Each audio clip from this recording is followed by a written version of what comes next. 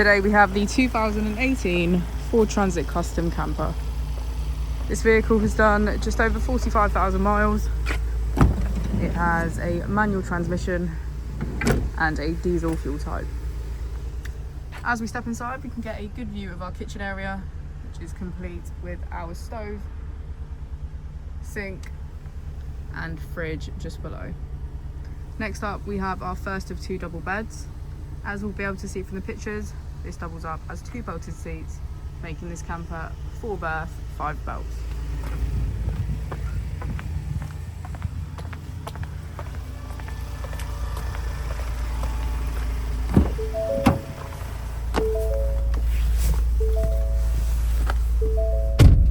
To the left of our steering wheel, we have cruise control as a feature, and on the right we have voice control. On our screen we can access Apple and Android CarPlay, valet mode and voice control, emergency assistance, mobile apps and Bluetooth. If we put the vehicle into reverse, we can see that it comes with a parking camera with front and rear parking sensors. Just below we have our AC with heated seats on either side. And if we pan the camera around, we can get a good view of our pop top.